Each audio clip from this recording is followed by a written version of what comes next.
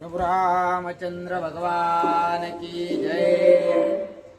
धाके धाके राक्षस गोडी धरली समुद्राची थडी एक पळाले लंका पाडी पर्वती दडी देती एक। ज्यावेळेस असणारा इंद्रजित रणांगणामध्ये पडलेला पाहिलेला आहे। राक्षसांना कुठं पळू आणि कुठं नाही अशी अवस्था झालेली आहे।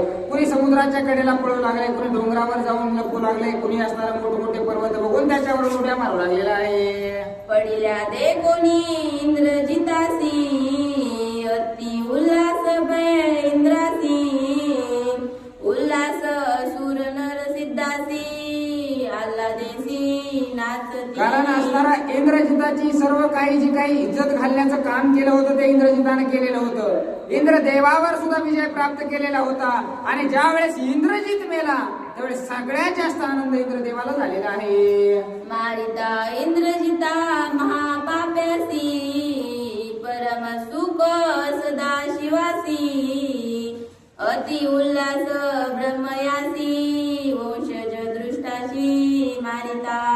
वंशज दुष्ट मध्ये असणारा ब्रह्मदेवाच्या कुळामध्ये जन्माला येऊन कुळाला वट्टा लावणारा अशा प्रकारचा हा इंद्रजित होता।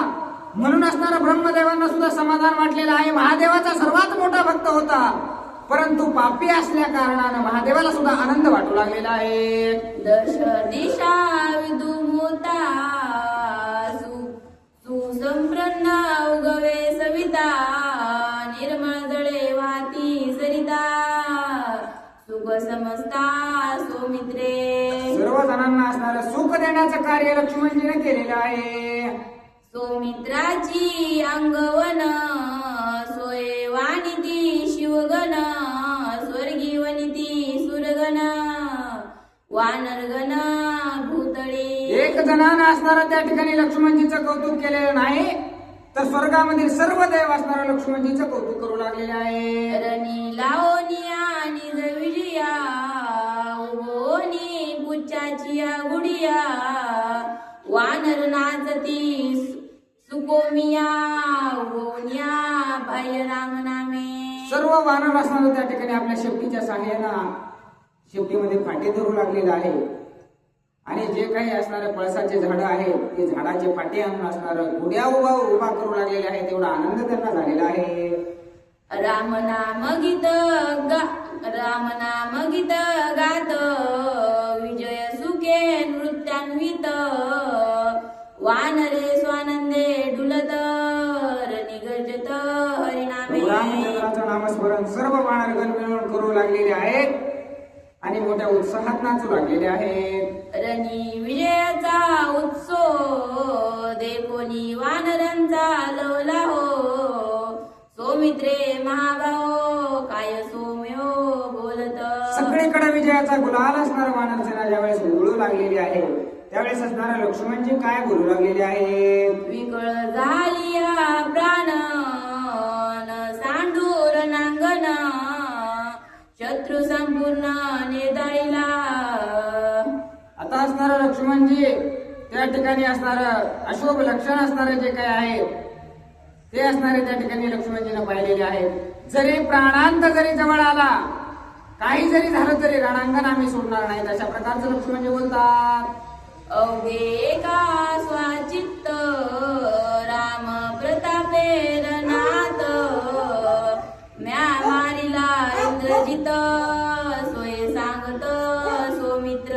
सर्वांना लक्ष्मणजी सांगू लागलेले आहेत की जे काही इंद्रजिताला मारण्याचं कार्य मी केलेलं आहे यामध्ये माझा मोठेपणा काहीही नसून प्रभू रामचंद्राचा आशीर्वाद माझ्या डोक्यावर असल्या कारणाने मी हे कार्य करू शकलो असं लक्ष्मणजी बोलतात। इंद्रजित मारिला शौर्यवृत्ती ते तव नवे माझी शक्ती श्रीराम प्रता युक्ती स्मरणावरती मी कशाच्या जीवावर इंद्रजिताला मारलेला आहे तर प्रभु रामचंद्राच्या नामस्मरणाच्या जीवावर असणारं त्याला मारण्याचं सामर्थ्य माझ्याकडे आलेलं आहे।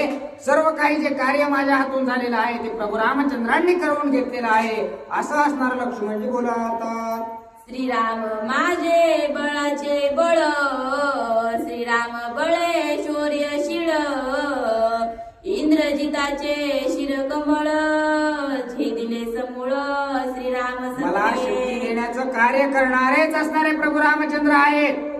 माझ्या बळाचा स्रोत असणारा प्रभू रामचंद्र आहेत. त्यांच्या असणाऱ्या बळाच्या जीवावर मी हे कार्य केलेलं आहे असं इंद्रजित बोलत आहे, लक्ष्मणजी बोलत आहेत. घालोनी श्रीरामाची शपथ म्या मारिला इंद्रजित ऐसे लक्ष्मण सांगत चाचरी जित विकळ तत्वे. विकळ अवस्था लक्ष्मणजीची सुद्धा झालेली आहे. बोलताना असणारा जीभ चाचरू लागलेली आहे, गळून गेलेले आहे, थुकून गेलेले आहे.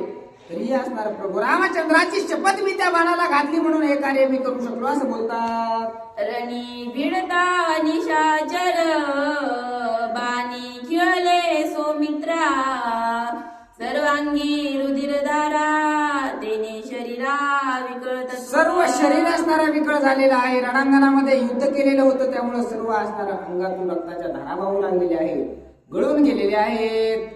तिनी बाण रुतले कपाळी ते भेदले ब्रह्मांड मुळी बाणी खेळल्या रोमावळी तेने महाबळी विकळांग. 350 कोटी बाण असणारे इंद्रजितानं लक्ष्मणजी बेशुद्ध पडले होते त्यावेळेस सोडलेले होते. त्यातील बरेच बाण असणारे लक्ष्मणजीच्या शरीराला खडतरलेले आहेत. त्यामुळे असणारं सर्व शरीर असणारं लक्ष्मणजीचं विकळ गेलेलं आहे. त्यामुळे कसलीच शक्ती असणारी त्यांच्याकडे उरलेली आहे. शरंभ जांबवंत कपिगण युद्धी निवारोनी जाण पाचारोनी विभीषण काय लक्ष्मण सांगत. सर्व वानर असणारे लक्ष्मणजीच्या आजूबाजूला घेरा करून उभे राहिलेले होते. सर्वांना बाजूला केलेलं आहे.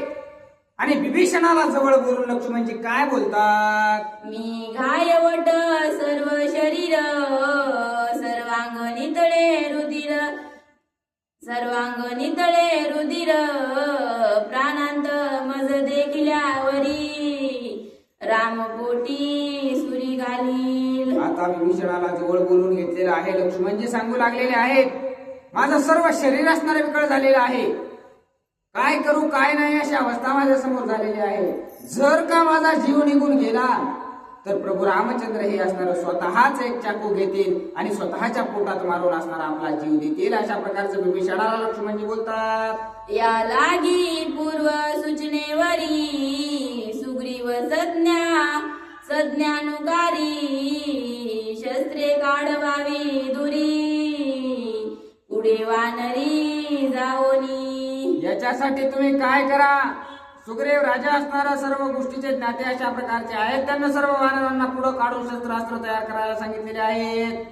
संतोषोया श्रीरामचंद्र देवोनी इंद्रजिताचे शिर पुढे धाडावे वानर ती चतुर बोलके. तुम्ही काय करा, प्रभू रामचंद्रांना असणारं समाधानी करण्यासाठी इंद्रजिताचं जे मुंडकं आहे ते वानरांच्या हातून असणाऱ्या प्रभू रामचंद्राकडे पाठवा. आणि जे असणारे चतुर बोलण्यात अशा प्रकारचे वानर आहेत त्यांनाच प्रभू रामचंद्राकडे ते घेऊन पाठवा असं बोलतात. वानावी माझी वाडीव करावी माझी भाटीव संतोष लिया राघव शस्त्रे सुग्रीव काढील.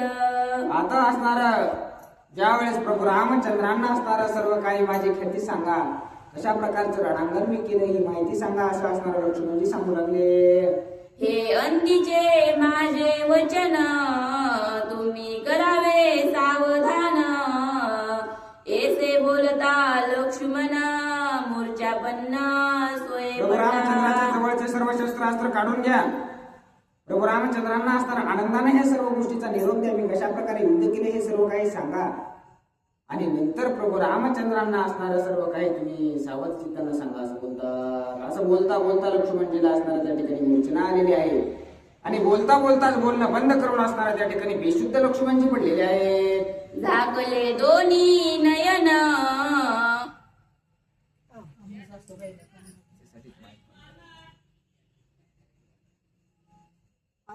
मोबाईल रेकॉर्डिंग बंद पडली का ती? आज ना हे ज्ञान लावता ना आकापाशी कुणापासून बॅटरी होती ना लावा बरं.